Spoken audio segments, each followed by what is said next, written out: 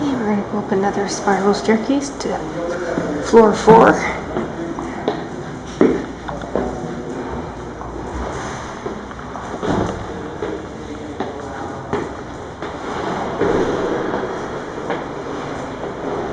Alrighty.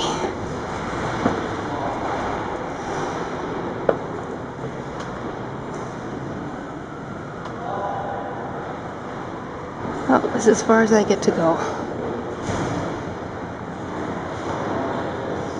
And I should be over on the other side where the sun's not quite as bright. So I'm going to go down and over there.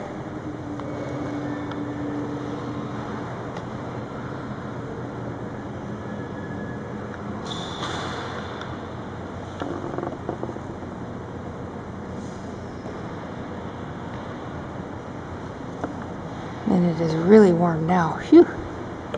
Tell ya. And with the humidity they have here. Oh, look.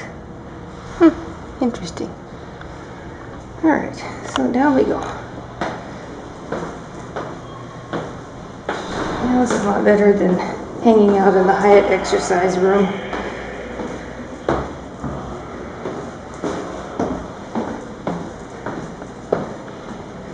And we're going to go back over here.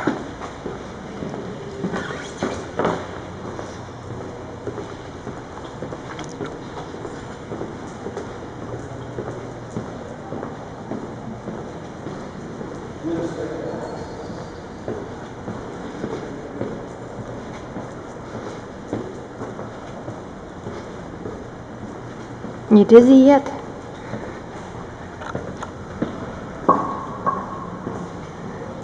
Okay, go up these stairs. I think the lighting might be better. Ooh, hot, hot, hot. And then I can feel the hot through the glass panes above me.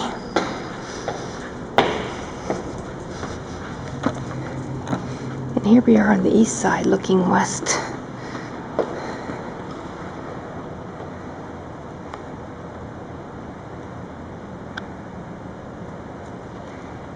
I get a better view of the dome. I'm going to zoom up.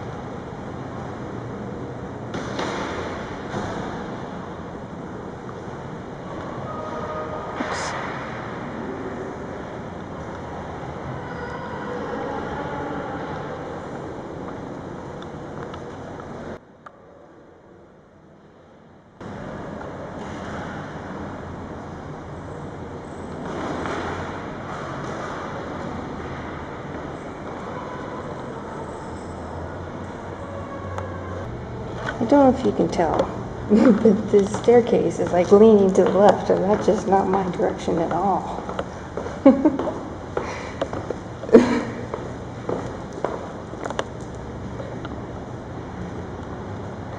And here's some of the museum part. So we're going to go in here first and see what's going on. This building is very actively used. It's lots of offices for the National Park Service and such.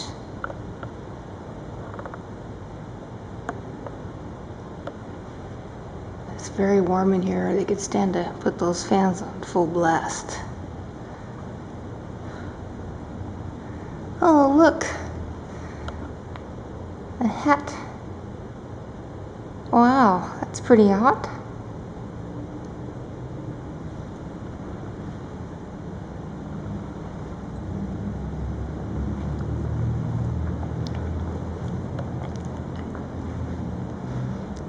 They call this one Leclerc's Landing, although it doesn't look like it's coming through very... There it goes. Took a minute for the camera to focus. Interesting.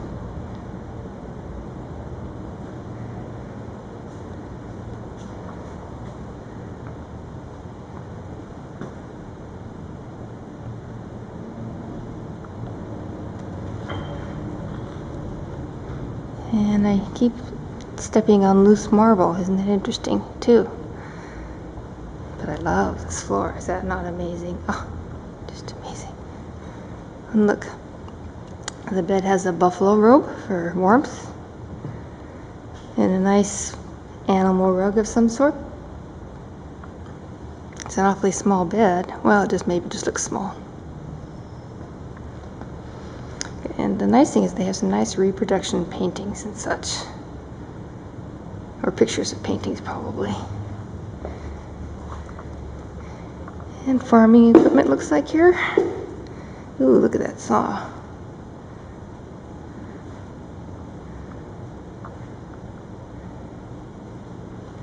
And they say that back in the day, these river boats were stacked very deep on the Mississippi River, and I imagine the Missouri, but actually this is the Missouri River. No, I shouldn't say that. It says St. Louis, Missouri, 1830s.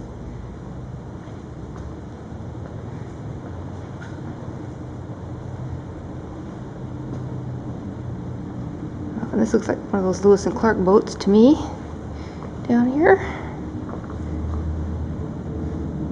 Keel boat. Oh, I don't know which would be better. This was a flat boat.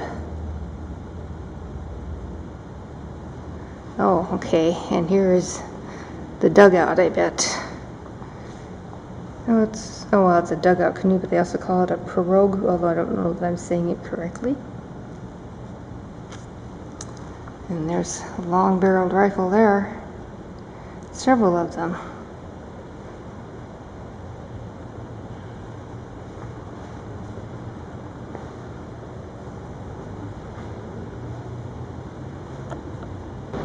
Okay, and this is the St. Louis Becomes a City kind of display. We have a little steamboat here. Starts off that way. There's some great big pieces of display. Give you a bigger sense of what it was like here.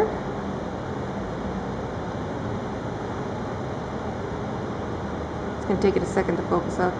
Okay, there it goes. That's kind of cool. It has its own movie effect. And they are replacing the floor, which is really quite something. I don't know if I get a shadow out of it or not, but is that not spectacular? And they say that these floors were colorful clay that was all the way through the stones. So even after walking on them and all the wear and tear, they maintain their color, which I thought was interesting. And this is their history board, and what I found interesting, well, first of all, my great-great-grandfather used to take his wagon with his goods to bring to St. Louis from Effingham, which is an hour-and-a-half drive from here, almost 2 hours. But he would go once or twice a year and bring his goods to St. Louis. And then in 1876 is the year that my great-grandfather was married, so that's when the city was separated from the county of St. Louis. And the other interesting thing that I thought was that in 1885 is when the ragtime music more or less started with Scott Joplin. And he was only 17 years old, but I thought that the ragtime was newer than that, so that was kind of a surprise to me. They also had a huge tornado in 1896, killed 350 people. And in light of the recent tornado in Joplin, Missouri, that's also very interesting.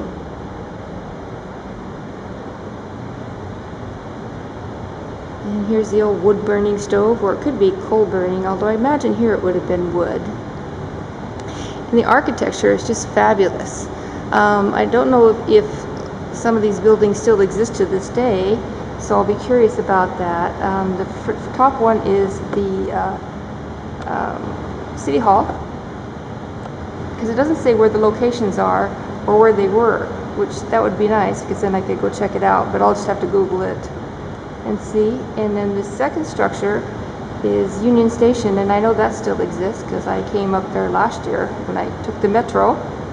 And this last building is the United States Post Office, so I wonder if that is still in existence today too. This is in 1882 that they're showing you there. And then this building is still in existence. It's called the Wainwright Building, and they have the, it was completed in 1891. I don't know where it is. I'm sure it's downtown here somewhere. And then this is how the building looks today. And of course then you have the railroad, which replaced that. And of course those bridges made a big deal too, as far as replacing steamboats. And this was fascinating because it's such a big picture. I mean, you see the little pictures all the time of the electric cars, but look at all the wires and such. Isn't that something? Look at that. Hopefully it's staying in focus. Isn't that something? Wow. Just a lot going on there. Then of course you have your buck wagon here, and it was called the City of the West. And I thought it was interesting that this was mostly German started, where a lot of the Germans occupied the city. And in 1860, foreign-born residents made up 60% of the St. Louis population. The largest group came from Germany. And since a lot of my relatives are German, I, of course, find that a little interesting. And then you have your top hat and your shaving kit.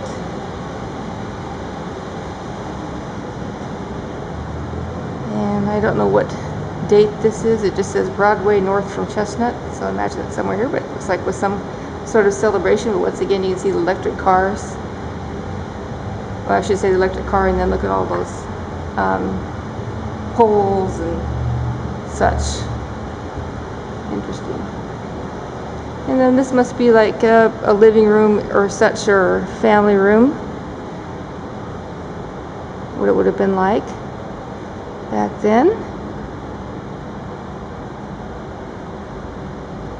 This might have been a painting that they brought from home, perhaps, or they bought when they got here, or something. I'm not sure. And then there's a, I guess you would call him a conductor. Looks like as they're coming off a steamboat, or maybe they're touring. It must be touring or something because they have umbrellas, so they must be taking a tour. And here's the tile I was telling you about. It's very colorful. It's called encaustic tile. And they have interesting patterns, and they're just, right now they're out of money, so that's why they haven't been able to replace the floor. And then here's the St. Louis panorama in 1867, so that would have been after the Civil War was more or less settled or over. It's quite the panorama, isn't it?